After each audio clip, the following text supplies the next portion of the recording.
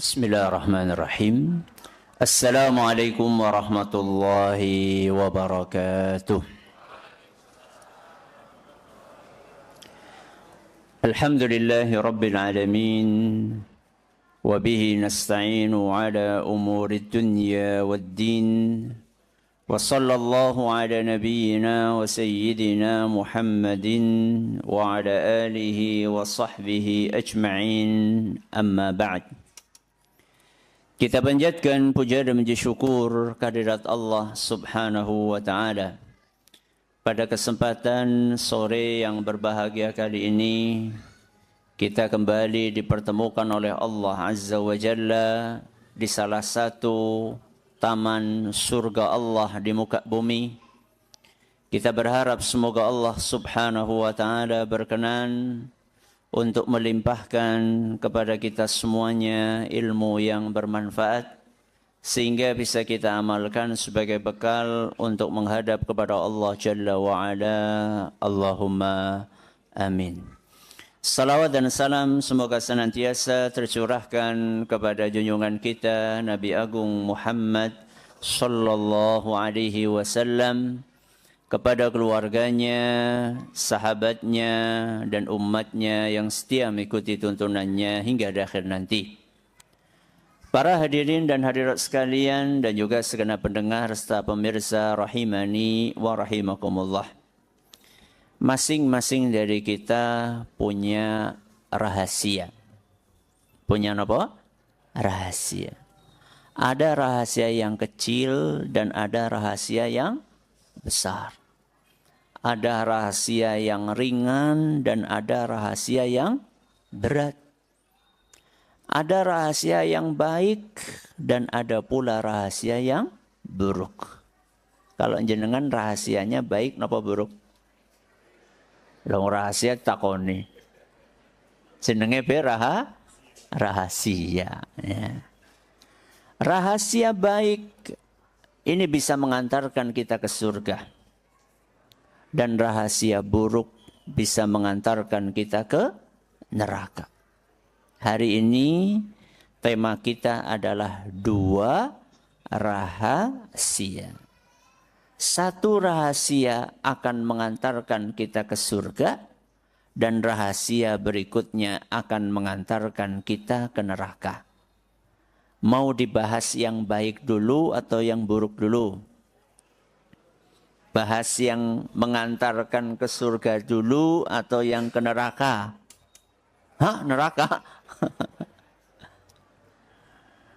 Kita bahas rahasia yang pertama, yaitu rahasia baik. Yang akan mengantarkan kita ke surga. Apakah rahasia tersebut? Amal rahasia. Apa yang pertama? Amal rahasia. Berarti yang kedua kira-kira nopo? Yang akan mengantarkan ke neraka. Apa kira-kira? Dosa rahasia. Berarti kita akan bahas 2 jenis rahasia ini. Berarti 2 rahasia itu maksudnya nopo? 1. Amal rahasia. 2. Dosa rahasia. Serampung pengajian nih. Sampun nggih. Jadi 2 rahasia itu maksudnya adalah amal rahasia dengan apa? Dosa rahasia. Mari kita bahas dari yang pertama terlebih dahulu, yaitu amal rahasia. Apakah amal rahasia? Amal rahasia adalah amal solih yang kita lakukan dan orang lain tidak tahu. Kenapa? Amal rahasia? Amal solih yang kita lakukan dan orang lain tidak tahu. Berarti yang tahu cuma sinten? Yang tahu cuma sinten? Allah tok? Sama kita. Yang tahu adalah Allah dan kita. Amal rahasia ini tidak bisa dilakukan oleh sembarang orang. Artinya tidak sembarang orang bisa melakukan amal rahasia. Contoh, orang-orang munafik itu nggak mungkin melakukan amal rahasia. Sinten? Orang munafik. Kenapa? Karena rata-rata amalan dia itu dilakukannya untuk dilihat manusia. Sebagaimana yang dijelaskan oleh Allah Azza wa Jalla dalam Al-Quran surat An-Nisa. Surat apa? An-Nisa. Tepatnya di ayat 142. Kata Allah Subhanahu wa Ta'ala, Innal munafiqina yukhadi'una Allah wa huwa khadi'uhum. Orang-orang munafik itu berusaha untuk menipu Allah. Dan Allah Azza wa Jalla membalas tipu daya mereka. Apa cirinya orang-orang munafik? Wa idza qamu ila salati qamu kusala. Mereka itu kalau salat bebeh. Salat napa mboten? Salat napa mboten? Salat, tapi salatnya ogah-ogahan. Terus ciri berikutnya apa? Yuraunan nasa. Amalan yang mereka kerjakan mesti niate riya. Jadi tidak mungkin orang munafik itu merahasiakan amal. Kenapa? Karena amalannya sengaja dia perlihatkan. Supaya mendapatkan apa? Pujian dan sanjungan. Oke. Berarti amal rahasia ini hanya bisa dilakukan oleh orang-orang spesial. Yaitu orang-orang yang beriman. Amal rahasia ini banyak. Tapi kalau bisa kita kategorikan, maka amal rahasia itu bisa kita bagi menjadi dua. Yang pertama, amal rahasia yang tempatnya di hati. Di mana? Di hati. Yang kedua, amal rahasia yang dilakukan oleh anggota tubuh. Coba diulangi. Kalau bisa kita bagi ada berapa? Dua. Apa yang pertama? Amal rahasia yang tempatnya di mana? Di hati. Yang kedua? Amal rahasia yang dilakukan oleh anggota tubuh. Tambah tua. Jadi orang keton. Oke. Kita bagi nggih? Ada berapa? Ada dua. Yang pertama, amal rahasia yang tempatnya di hati. Yang kedua, amal rahasia yang dilakukan oleh anggota tubuh. Amal rahasia yang tempatnya di hati. Contohnya apa? Niat, bagus. Apa lagi? Ikhlas. Terus? Napa? Kur gue tok apa? Apa liane? Jujur, bagus. Terus? Napa? Napa? Sabar, betul. Apalagi? Tawakal. Husnudzon, Masya Allah. Bagus. Ini semua adalah amal rahasia. Kenapa? Karena tempatnya di dalam hati. Sehingga kalau ada orang ikhlas, rasa ngomong. Rasa apa? Ngomong. Aku ikhlas loh, temenan loh. Ikhlas itu tempatnya bukan di mana? Mulut. Ikhlas itu tempatnya di dalam hati. Contoh amal rahasia yang lain adalah khusyuk. Kenapa? Khusyuk.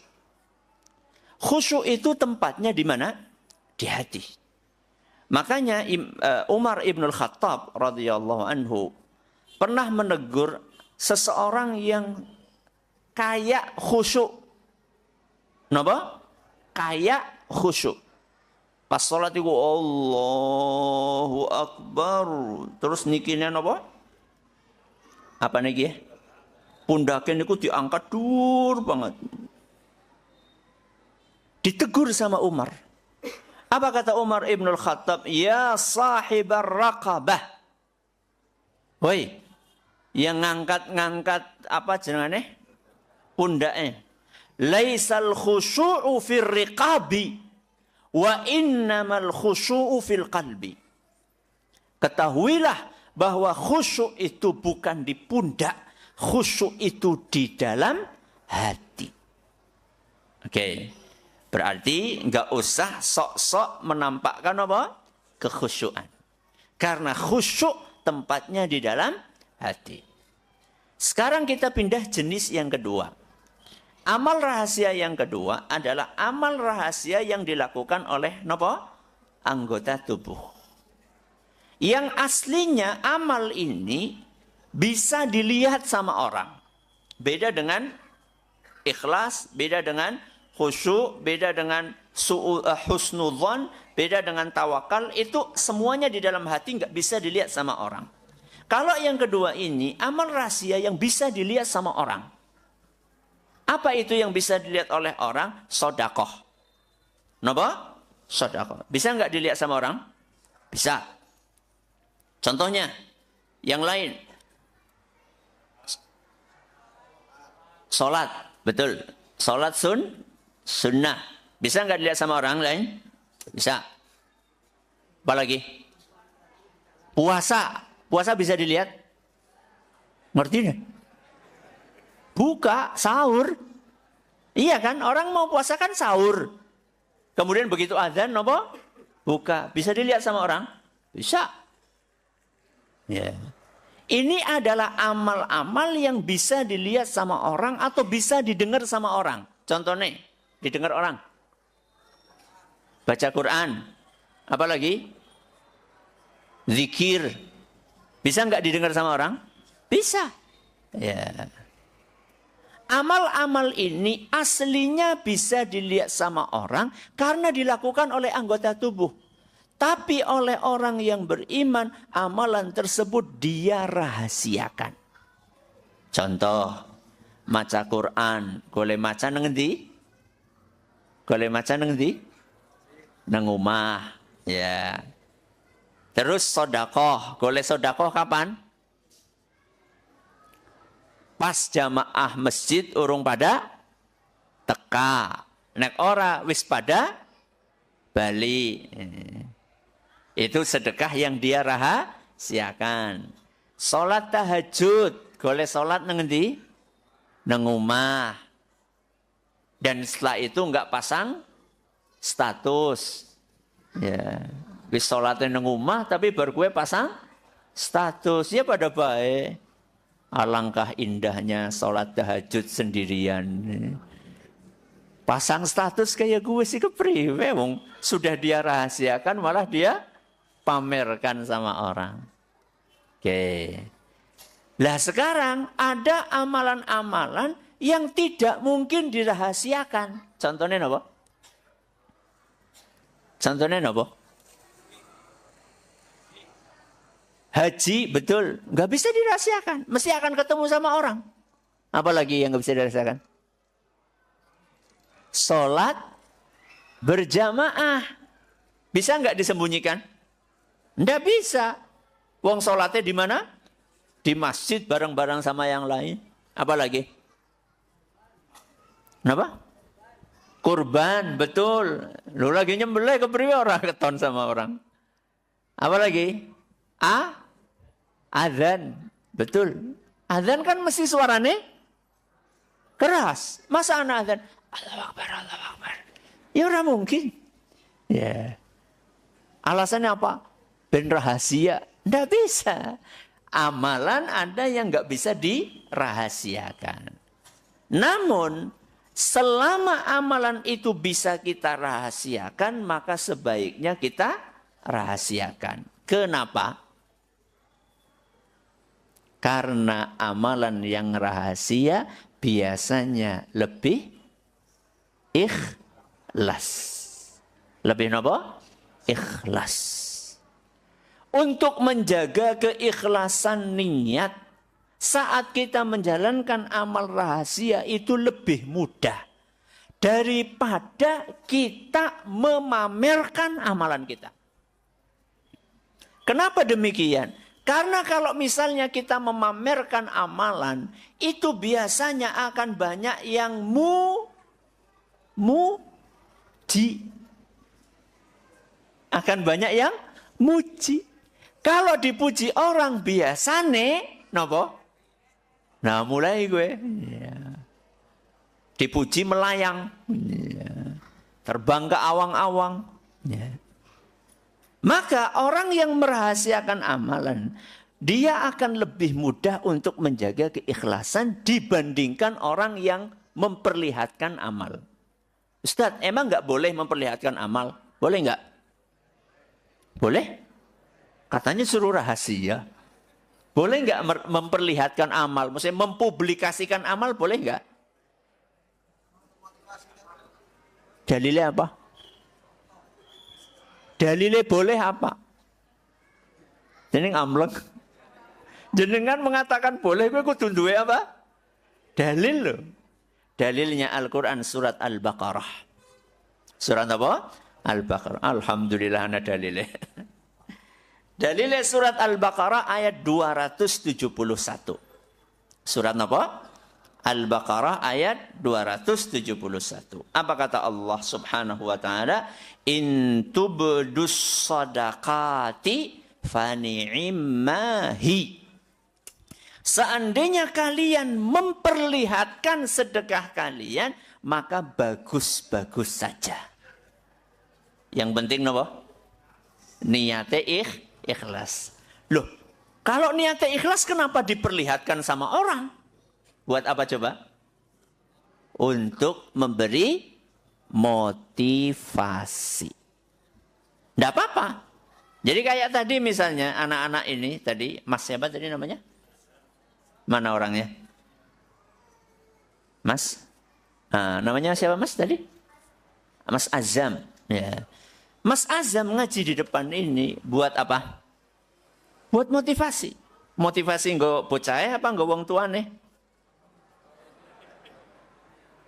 Maksudnya motivasi buat anak-anak atau buat orang-orang tua? Semuanya. Jangan-jangan sing tua-tua urung apal surat An-Naba. Nggih. Kayaknya iya loh.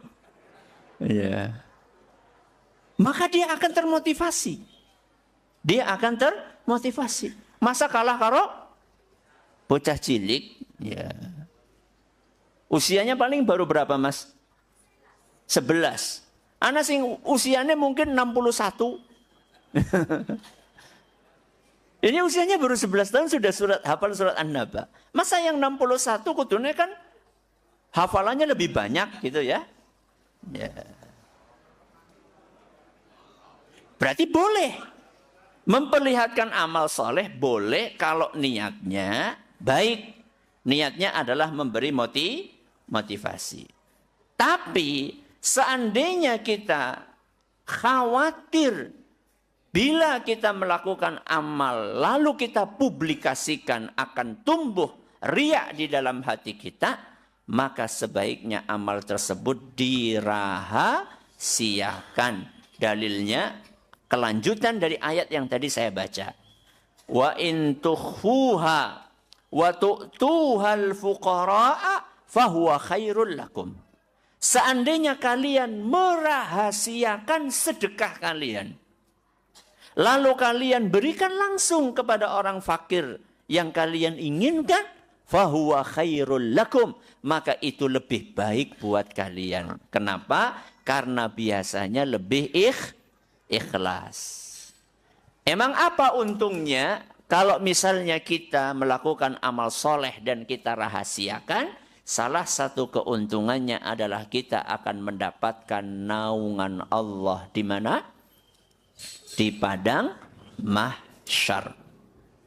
Masih pernah dengar nggak 7 golongan yang mendapatkan naungan di padang mahsyar? Pernah dengar hadis itu? Sering. Golongan yang ke-6 dan yang ke-7 siapa? Rajulun tasaddaqa bisadaqatin fa akhfaha hatta la ta'lama yaminuhu ma tunfiqu shimaluhu. Golongan yang ke-6 yang akan mendapatkan naungan di padang mahsyar adalah orang yang berinfak, bersedekah dan dia rahasiakan sedekahnya. Sehingga yang dia berikan dengan tangan kanannya tidak diketahui oleh tangan kirinya. Maksudnya pripun niku? Saben jenengan arep sedekah, tangan kirine diumpetaken. Kados niku mboten. Terus maksudnya apa? Ini adalah bahasa kiasan. Ini adalah metafor, perumpamaan, saking rahasianya. Sampai tangan kirinya tidak tahu. Kalau boleh saya kasih perumpamaan, sampai orang terdekatnya tidak tahu. Kanan sama kiri dekat atau tidak? Dekat banget. Kemana-mana bareng. Ke masjid, ikut dua-duanya. Kanan kiri ke masjid ikut dua-duanya. Ikut. Ke pasar, ikut. Ke kantor, ikut. Kemana lagi? Kamar mandi, ikut. Kanan kiri ini nggak pernah pisah. Bayangkan. Yang selalu bersama-sama sampai nggak tahu. Saya tanya sama jenengan. Lebih dekat mana tangan kanan dengan tangan kiri dibandingkan suami sama istri? Lebih dekat mana? Kanan sama kiri. Karena kanan sama kiri kemana-mana pun bareng. Kemana-mana bareng. Kalau suami istri, orang mesti bareng. Barengnya kapan? Pas turu. Mengpasar? Ibu netok. Ya. Mengkantor? Bapak ketok. Mengkamar mandi? Dewek-dewek. Ya. Bayangkan. Saking rahasianya sampai organ yang terdekatnya tidak tahu. Berarti amal rahasia Bapak Ibu yang kami hormati. Kalau bisa, orang terdekat pun tidak tahu. Dan itu yang dipraktekkan oleh para salaf. Rahimahumullah. Dikisahkan ada seorang ulama salaf yang bernama Dawud ibnu Abi Hind. Sinten namine? Dawud bin Abi Hind. Dia itu puasa sunnah 40 tahun. Pinten? 40 tahun. Dan istrinya tidak tahu. Kepriwe carane? Jadi orang ini, Dawud ini, kerjanya di luar. Kalau nggak salah tukang jahit atau apa gitu. Punya kios di luar rumah. Setiap berangkat pagi mesti bawa sarapan. Bawa apa? Sarapan. Etok mene, gomaam awan. Oke? Nanti di tengah jalan, dia sedekahkan sarapan itu kepada orang miskin. Menjelang maghrib dia baru pulang. Lalu dia makan bareng-bareng sama istrinya. Seakan-akan kayak makan apa? Malam. Berapa tahun? 40 tahun. Istrinya pun tidak tahu. Saking dia berusaha untuk menjaga apa? Keikhlasan.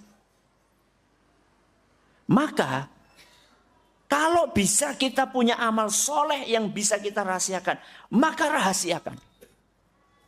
Nasihat dari Abdullah ibnu Zubair, nasihat dari Az-Zubair ibnu Al-Awwam radhiyallahu anhu, man istata'a minkum an yakuna lahu khib'un min amalin solihin falyaf'al.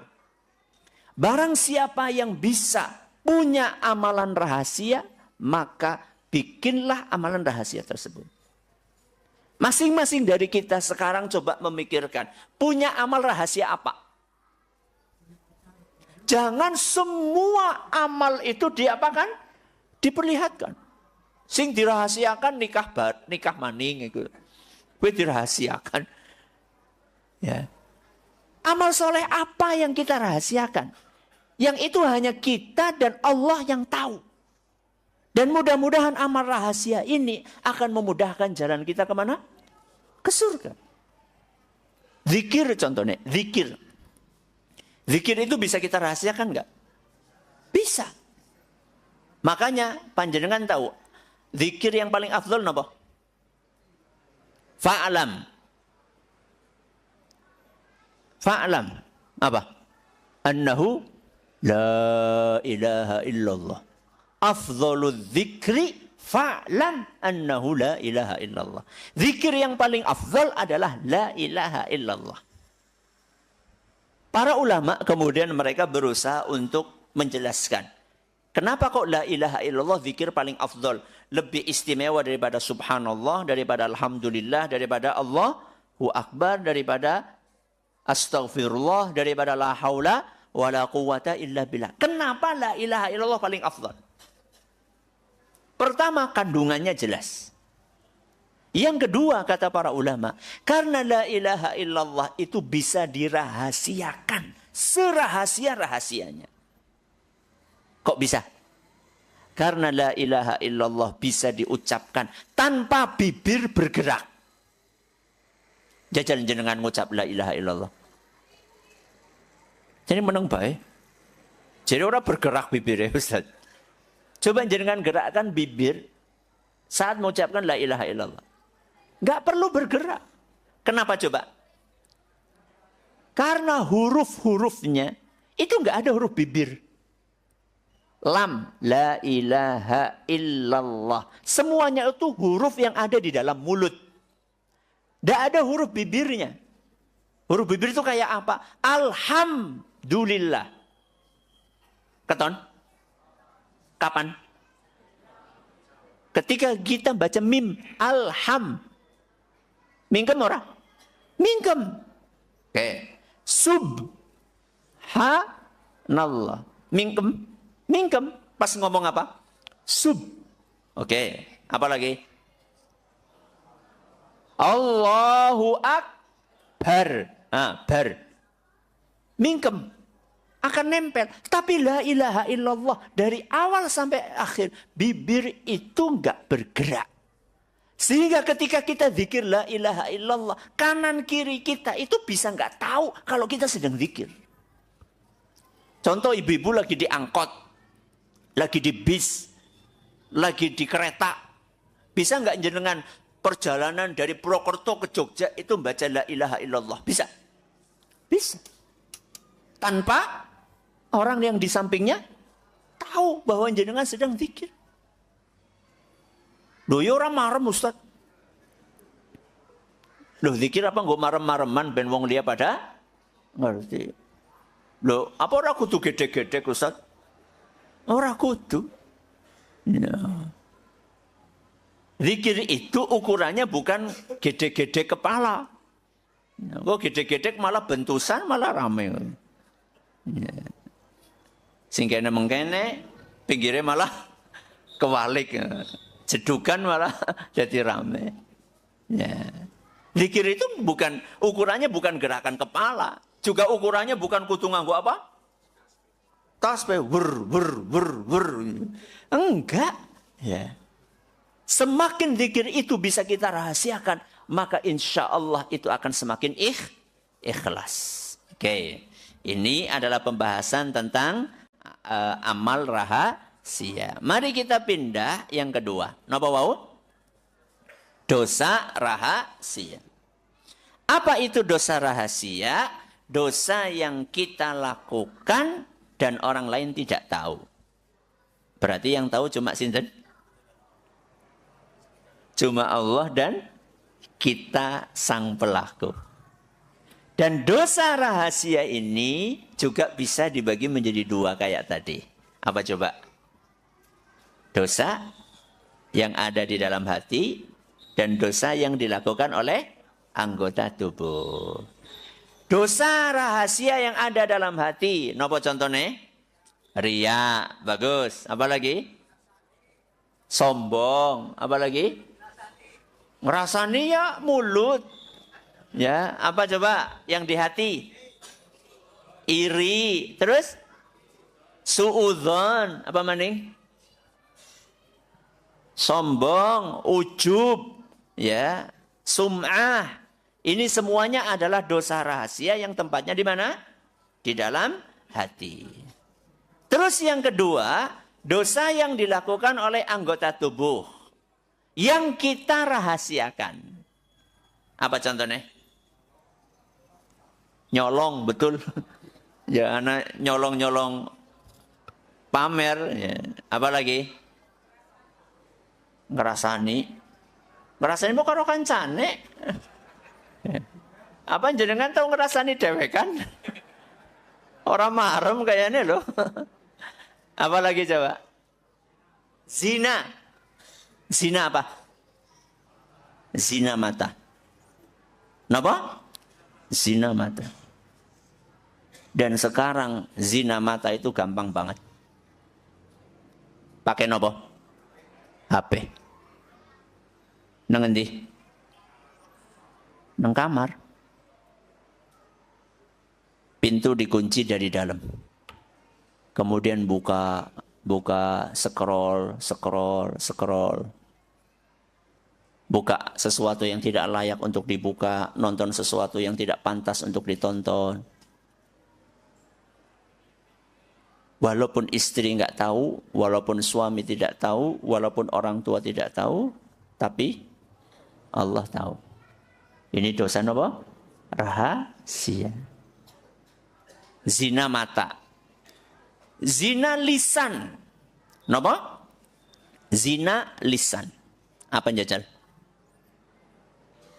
Telepon-teleponan karo mantan. Ya, karo siapa? Mantan. Mantan apa nggih? Wallahu a'lam. Ya, enggak boleh. Itu termasuk zina. Zina apa? Zina lisan. Zina tangan. Apa jajal? WA-an karo siapa? Mantan. Mantan maning. Ya. Ya. Atau PDKT sama calon pacar atau karo pacare, itu zina. Zina apa? Zina tangan. Baru kemudian setelah zina mata, zina telinga, zina mulut, zina tangan, baru kemudian zina kemaluan. Na'udzubillahi min dzalik. Bisa dirahasiakan. Ketika suami keluar kota, nggak ada istrinya. Na'udzubillahi min dzalik. Janjian sama seseorang, sama selingkuhannya, berzina. Istrinya tidak tahu, mertuanya tidak tahu, kakaknya tidak tahu, adiknya tidak tahu, tapi Allah tahu. Apa cuma suami toh? Ya ada juga istri. Ditinggal sama suaminya berminggu-minggu, ya memanfaatkan kesempatan dalam kesempitan sama berzina dengan pria lain. Na'udzubillahi min dzalik. Apalagi Ustaz? Pedagang. Pedagang ngapain? Ngurangi timbangan. Anu kudune seliter jadi pira? Jadi pira? Orang melu berita apa? Ya. Berapa? 750. Ya, ya. Dikiranya netizen nggak pinter ya. Ya. Jadi awalnya itu dikiranya adalah 1 kilo atau 1 liter.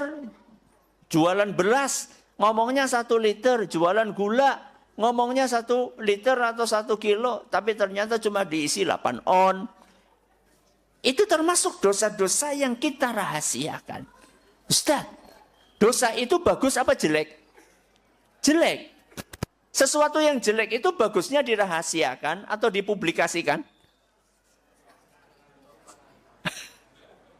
Coba saya tanya sama jenengan, dosa baik atau jelek? Jelek. Sesuatu yang jelek bagusnya dirahasiakan atau dipublikasikan? Berarti apa salah ya? Justru karena dosa itu jelek, maka jangan dilakukan. Dan jangan ditampakkan kepada siapapun, termasuk kepada Allah Subhanahu wa ta'ala. Justru karena dosa itu jelek, maka jangan ditampakkan kepada Allah Subhanahu wa ta'ala. Alias jangan dilakukan. Banyak di antara kita, kalau ketahuan nonton film porno, malu atau tidak? Malu. Apalagi kalau ketahuan sama ustadz. Isin banget. Loh, bok jenengan sing biasa ngaji karo nyong. Jeneng tontonannya kayak kiye. Malu sekali kalau ketahuan sama ustadz. Tapi kalau ketahuan sama Allah, pripun? Malu nggak? Biasa baik. Coba saya tanya sama jenengan. Orang yang nonton di kamar dikunci dari dalam, kemudian lampunya di apa? Dipateni. Allah lihat enggak? Lihat. Kenapa enggak malu sama Allah Subhanahu wa taala? Apakah memang penilaian dan penglihatan Allah itu sangat rendah di mata kita? Sehingga kita lebih takut untuk dilihat manusia dibandingkan dilihat sama Allah Subhanahu wa taala. Kata seorang ulama apa? Ittaqillaha an yakuna ahwanan nadhirina ilaik.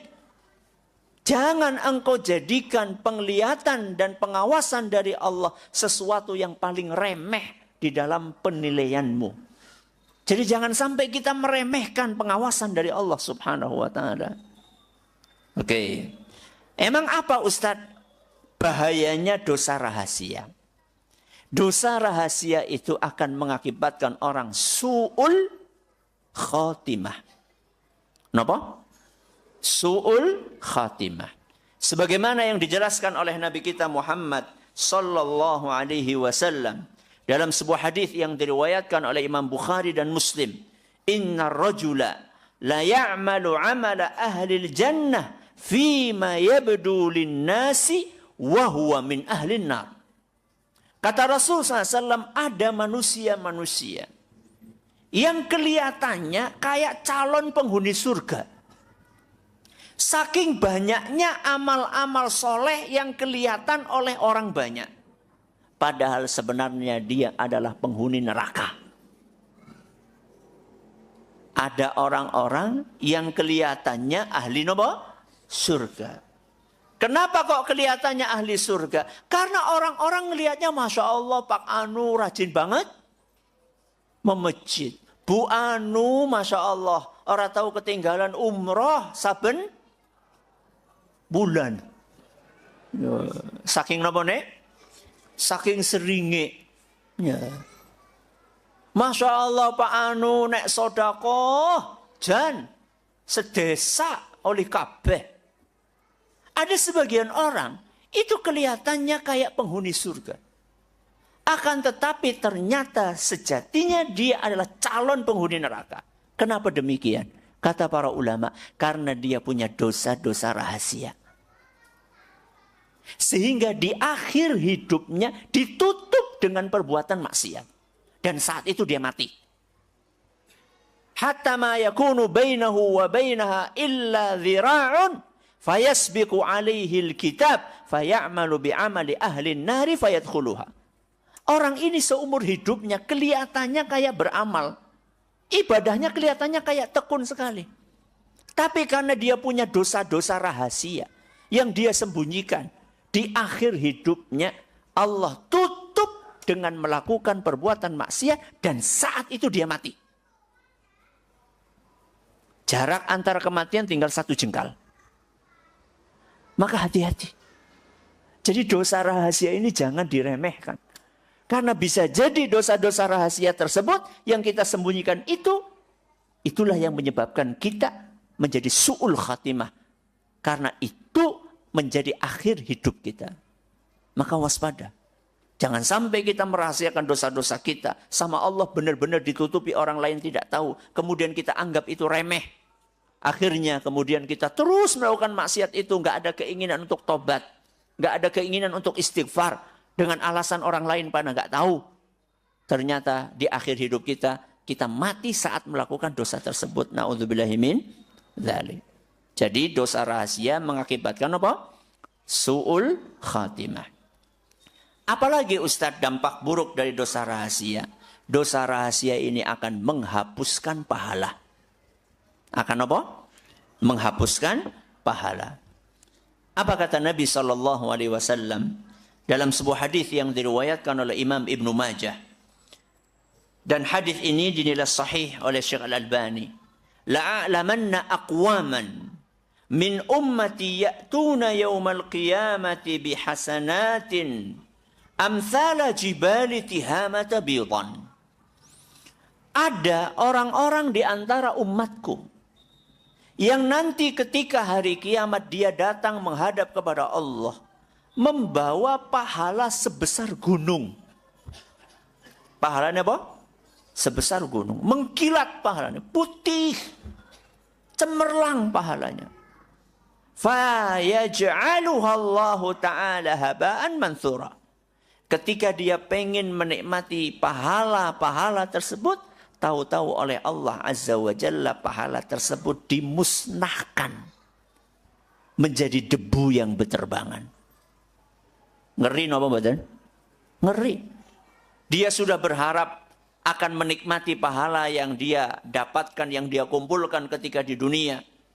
Bahkan dia begitu percaya dirinya. Pahala itu menggunung, gede banget pahalanya. Tahu-tahu begitu dia akan menikmati pahala tersebut, sama Allah Subhanahu wa Ta'ala dimusnahkan menjadi debu yang berterbangan. Maka para sahabat pun pada ketakutan. Mereka berkata kepada Rasulullah, "Ya Rasulullah, sifhum lana, jallihim lana." Wahai Rasul, kasih tahu kami siapa mereka itu. Apa sebenarnya yang mereka lakukan? Alla nakuna minhum wa nahnu la na'lam. Kami takut jangan-jangan kami termasuk golongan yang engkau ceritakan tadi dan kami tidak sadar bahwa kami termasuk golongan tersebut. Qala ama innahum ikhwanukum wa min jildatikum. Ketahuilah bahwa orang-orang itu adalah termasuk saudara-saudara kalian. Dan warna kulitnya sama dengan kalian. Wa ya'khuduna minal laili kama ta'khudun. Mereka juga kalau malam biasa tahajud seperti kalian tahajud. Berarti benar-benar banyak amalnya atau tidak? Banyak amalnya. Salat 5 waktunya masih ditambahi dengan apa? Salat tahajud. Walakinnahum.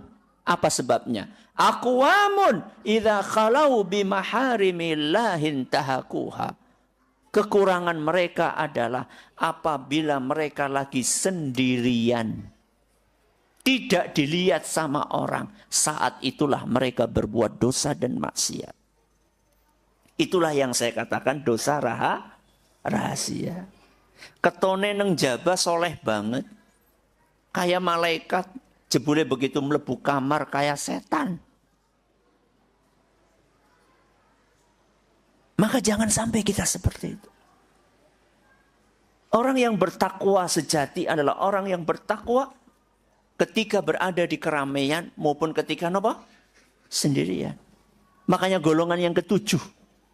Yaitu golongan yang akan mendapatkan naungan Allah apa? Rajulun dzakarallaha khalian fafadat ainahu. Orang yang bisa nangis ketika zikir sendirian. Gak ada orang lain bisa nangis. Nek nangis nang masjid akeh wong gampang. Bareng-bareng gampang.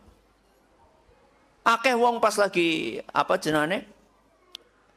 Salat nang Masjidil Haram, Masjid Nabawi, imamnya nangis pada melu apa? Nangis akeh. Nangis kenapa gue? Nangis orang paham. Iya. Imamnya maca apa dan yang nangis bingung. Kabian pada nangis melu nangis. Bisa terbawa nopo? Suasana bisa terbawa karena prihatin. Aduh aku dan orang paham ya. Kalau nangis di depan umum itu gampang. Sing angel gue nangis dewekan.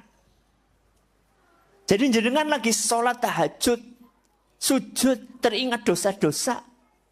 Beristighfar, nangis, dosaku akeh banget. Itu baru orang-orang yang insya Allah ikhlas nangis.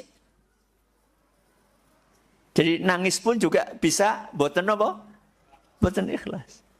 Maka saya nasihatkan kepada saya pribadi dan juga kepada jamaah sekalian.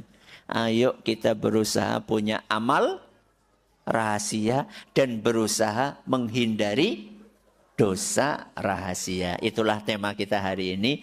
2 rahasia. Semoga bermanfaat bagi kita semuanya. Ada pertanyaan silahkan. Waalaikumsalam. Monggo.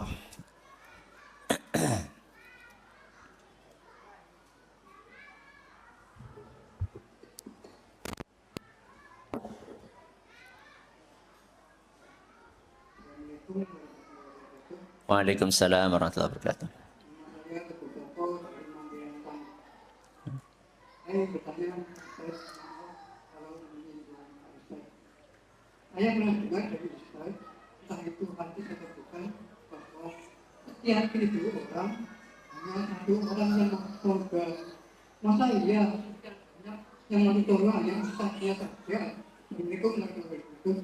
Waalaikumsalam warahmatullahi wabarakatuh. Apa iya setiap 1000 orang hanya 1 orang yang masuk surga? Berarti engkau sing mlebu surga kur ustate? Belum tentu. Bisa jadi jenengan yang masuk surga. Jadi belum tentu yang duduk di depan itu yang masuk surga. Belum tentu. Karena antara amalan saya sama amalan jenengan, yang lebih banyak itu cuma Allah. Yang tahu mana yang lebih banyak cuma sinten? Allah. Bisa jadi amalan jenengan itu lebih banyak dari amalan saya. Bisa jadi amalan jenengan itu lebih ikhlas dari amalan saya. Itu sangat mungkin.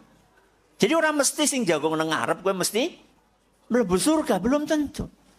Cuman kita berharap mudah-mudahan kita semuanya masuk napa? Masuk surga. Jadi begini ya. Kalau 1000 banding 1 saya belum pernah dengar hadisnya. Kalau 1000 banding 1 saya belum pernah dengar hadisnya. Akan tetapi yang paling penting bagi kita adalah kita harus banyak-banyak berharap kepada sinten? Kepada Allah. Jadi begini, kaidahnya kayak gini. Rasulullah SAW bersabda, Allah Azza wa Jalla berfirman. Ini namanya hadis apa? Qudsi. Ana inda dhanni abdi bi. Ana inda dhanni abdi bi. Kata Allah, aku itu tergantung bagaimana hambaku berprasangka kepadaku. Apa kata Allah? Aku ini tergantung bagaimana hambaku berprasangka kepadaku. Jadi kalau prasangka kita kepada Allah baik, Allah kasih yang baik. Kalau prasangka kita kepada Allah buruk, maka Allah kasih buruk. Contoh prasangka baik. Ya Allah, mudah-mudahan amal saya diterima. Insya Allah diterima. Ya Allah, mudah-mudahan saya masuk ke mana? Surga. Insya Allah dimasukkan ke surga. Itu prasangka apa? Baik. Prasangka buruk apa? Lah kita kayaknya amal kura diterima ki. Temenan. Ora diterima. Wah kayaknya mlebu neraka ki. Temenan. Mlebu apa? Neraka. Maka yang paling penting adalah kita harus berprasangka apa? Baik kepada Allah. Tapi prasangka baik tok nggak cukup. Prasangka baik tok nggak cukup. Harus diiringi dengan amalan yang baik. Jadi jangan sampai kita ini cuma prasangka baik, mendem terus baik mendem. Jangan. Mendem ya tobat. Ya, supaya kita diampuni sama Allah Subhanahu wa Ta'ala. Nggih, ada yang lain monggo? Monggo. Mana? Oh sini. Oh nggih. Waalaikumsalam warahmatullahi wabarakatuh. Jadi dengan ceramah dari Pak Ustaz bahwa orangnya kelihatannya betul-betul sholatnya, ibadahnya, umrohnya sampai dilihat dari orang tuanya karakternya pasti masuk neraka. Masuk neraka masuk. Terus pada akhir hayatnya dia berbuat maksiat. Yang dibilang zalim. Nah itu divonis oleh Allah masuk neraka. Apakah kira-kira di dalam neraka itu akan langgeng atau mungkin akan diambil kembali masuk dalam surga? Terima kasih. Wassalamualaikum warahmatullahi wabarakatuh. Waalaikumsalam warahmatullahi wabarakatuh. Apakah dia akan langgeng di neraka atau akan dikeluarkan masuk ke surga? Tergantung. Dia itu muslim atau bukan. Kalau dia muslim, maka tidak ada muslim itu kekal di neraka, itu tidak ada. Muslim itu pasti akan masuk surga. Cuman bedanya ada yang langsung masuk surga, ada yang mampir di neraka. Jangan pengen yang mana? Langsung lah. Kira-kira amale ngoyok apa ora gue? Kan kita harus husnudzon Ustaz. Masya Allah. Jadi kalau dia muslim, maka Andai kan masuk neraka, dia nggak akan kekal. Pasti dia bakal nopo?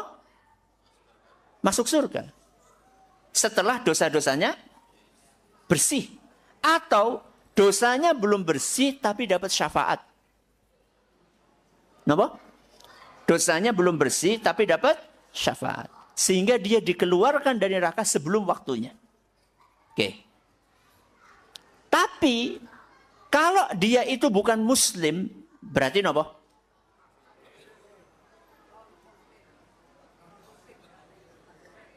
Kafir atau munafik? Ya, kafir atau munafik. Kalau dia kafir atau munafik, maka dia kekal di neraka. Maka dia kekal di neraka. Innal ladzina kafaru min ahlil kitabi wal musyrikina fi nari jahannam khalidina fiha. Jadi tambah.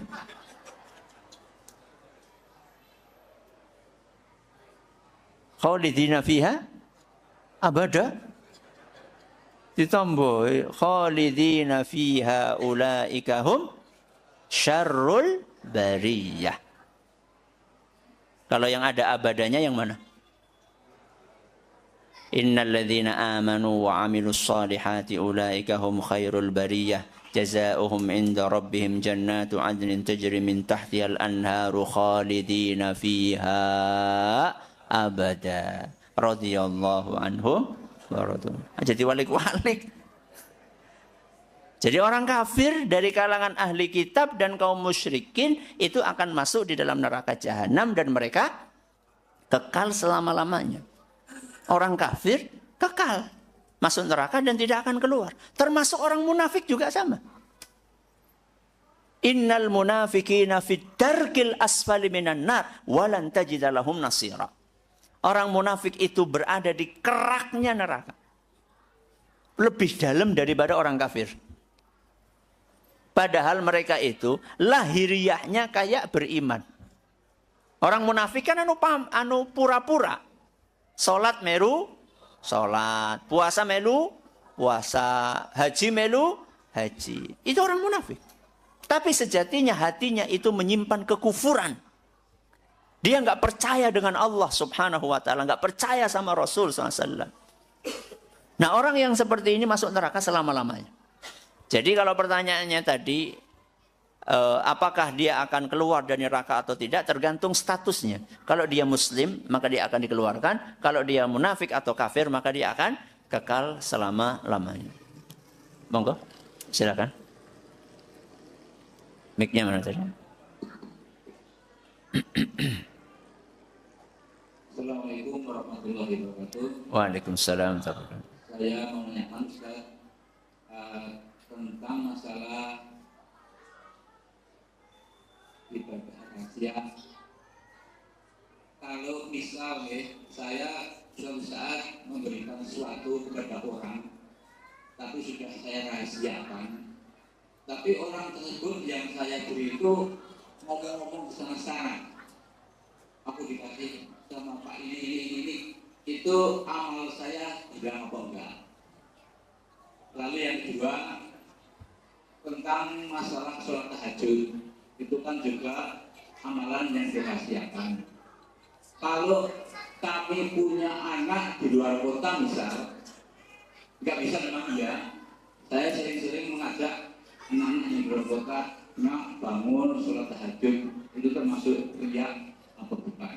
Assalamualaikum warahmatullahi wabarakatuh. Waalaikumsalam warahmatullahi wabarakatuh. Pertanyaan yang pertama, saya memberikan sebuah sedekah atau hadiah kepada orang secara rahasia. Ternyata orang itu cerita. Apakah kemudian pahala dari amalan saya kemudian akan hilang? Jawabannya tergantung bagaimana jenengan merespon. Kalau seandainya jenengan meresponnya dengan ujub. Dengan apa? Ujub. Ujub siapa? Jadi GR lah kira-kira. Ya, gede rasa gitu, gede rumangsa. Iya ya, nyong pancen wonge ikhlas banget loh. Kalau itu bisa-bisa nanti pahala kita hilang. Tapi seandainya kita yo biasa-biasa aja, orang cerita-cerita, ya sudahlah. Katakanlah itu adalah diniati untuk apa tadi? Memberikan apa? Motivasi. Ya, insya Allah tidak apa-apa. Toh dari awal kita itu niatnya bukan untuk dicerita-ceritakan sama orang lain. Kita justru dari awal kita pengennya yang tahu cuma dia saja. Cuman kalau seperti itu sebaiknya orang tersebut dinasehati. Orang tersebut dinasehati. Oke mas, aku gue ngewahi tulung ya. Nek aku ngewahi rasa apa? Rasa ngomong-ngomong. Ya, cukup jenengan aja yang tahu. Seperti itu. Yang kedua, kalau kita ngajak anak tahajud itu riya atau tidak? Ya tergantung niat kita. Kalau misalnya niat kita bukan untuk pamer, sekedar mengingatkan anak kita, ya baguslah. Wa'mur ahlaka bis-sholati. Perintahkanlah keluargamu untuk sholat. Ini ayat Al-Quran, Allah nyuruh kita. Ya, Allah nyuruh kita untuk mengingatkan keluarga kita supaya sholat. Berarti kalau niatnya adalah mengamalkan firman Allah subhanahu wa ta'ala tadi, maka tidak apa-apa. Kecuali kalau kita niatnya adalah pamer, bapak tahajud, ya, ibu tahajud. Ya. Kalau niatnya adalah pamer, maka itu termasuk riya. Na'udzubillahi min dzalik. Moga tadi mana? Ya, silakan.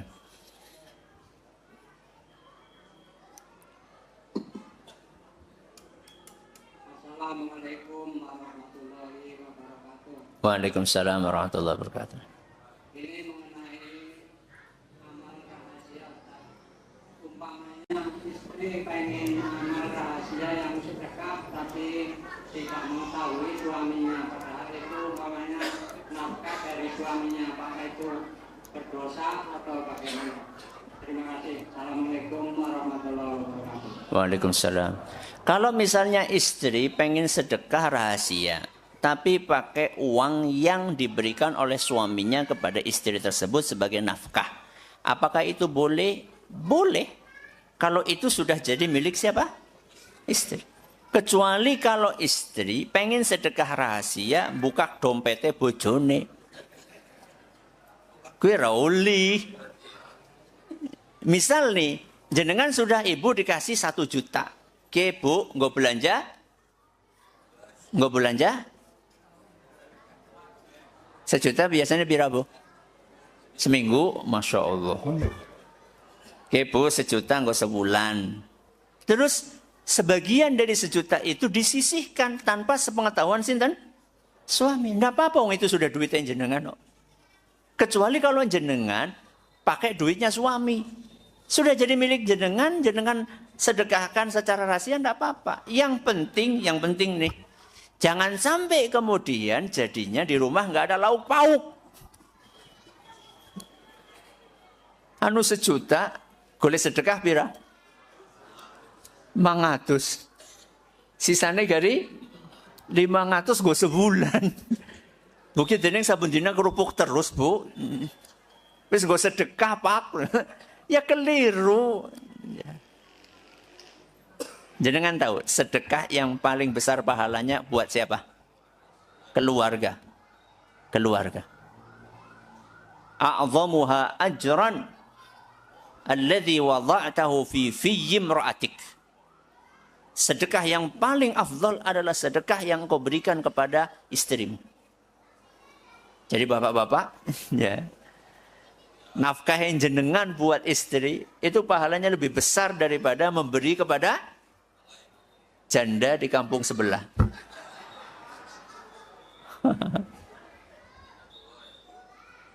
Janda tua ya. Lebih afdol buat siapa? Buat istri. Ya. Jadi kita itu bapak-bapak harus dermawan kepada istri. Jangan dermawan kepada orang lain tapi pelit kepada istri, gue kewalik. Ya, enggak boleh seperti itu. Cukup?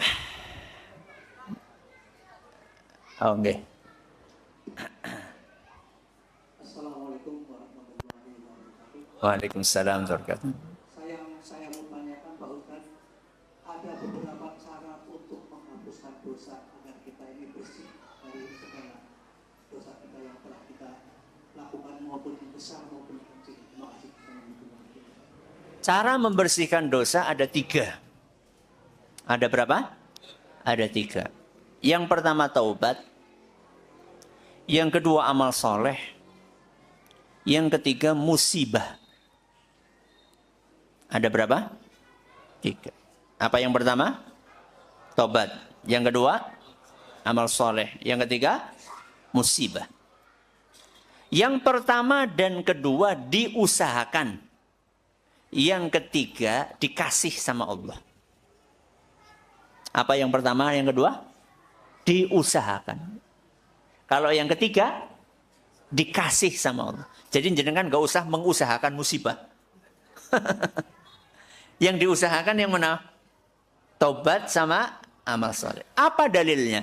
Tobat. Dalilnya sabda Nabi SAW, At-taibu minadz-dzambi kaman la dzamba lahu. Orang yang bertobat itu kayak gak punya dosa. Berarti dosa itu dihapuskan dengan apa? Tobat. Yang penting tobatnya tobat nasuha. Yang kedua, napa wau? Amal saleh. Dalilnya wa'at bi'is sayyi'atal hasanata tamhuha. Hadis Nabi SAW. Setelah melakukan perbuatan dosa, iringilah dengan amal soleh. Supaya amal soleh ini menghapus dosa. Oke. Yang ketiga napa? Musibah.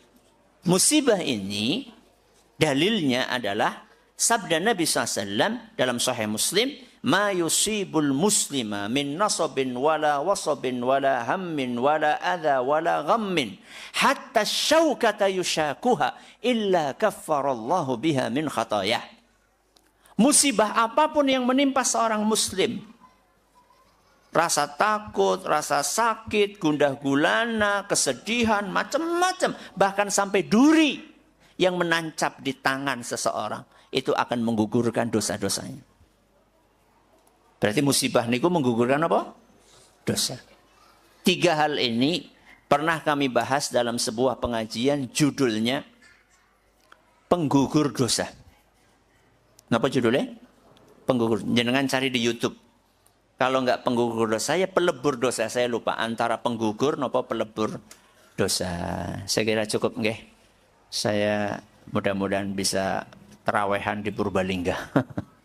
Ya, terima kasih atas perhatiannya, mohon atas segala kekurangannya. Semoga apa yang kita pelajari bermanfaat bagi kita semuanya.